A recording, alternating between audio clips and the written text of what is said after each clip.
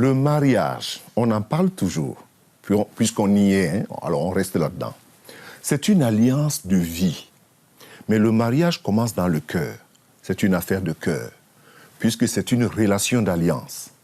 Le mariage, c'est donner ce que je suis et ce dont je possède. Par conséquent, je ne peux pas donner ce que je n'ai pas ou ce dont je ne suis pas. D'où la nécessité de demander à Dieu, qui seul connaît nos insuffisances et nos limitations.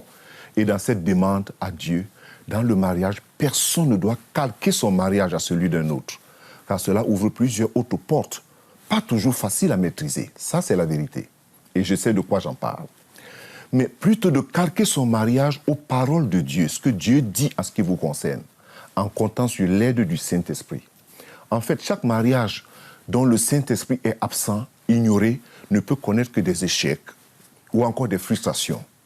Il y a deux sortes de mariage, celui de l'avant-chute et celui de l'après-chute, c'est-à-dire la régénération en Jésus-Christ. Le mariage qui est passé par la croix du calvaire, et c'est une question de choix.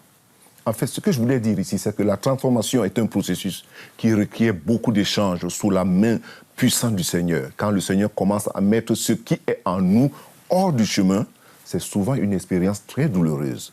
Mais c'est ainsi que le Seigneur produit le caractère de lui-même en nous.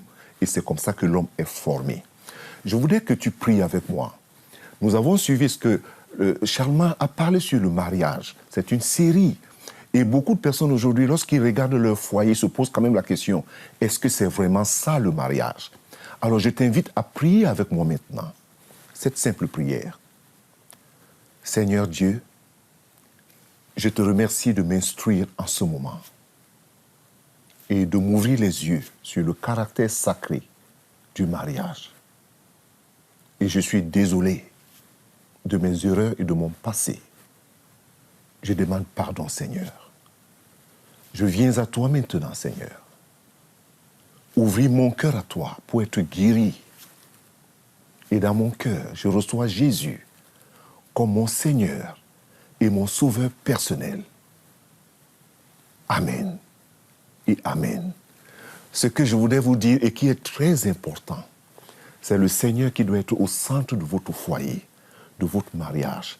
Et lorsque Jésus, qui est cette personne qui est la force du mariage, est là, les choses marchent seules. Soyez vraiment bénis et encouragés dans le nom du Seigneur.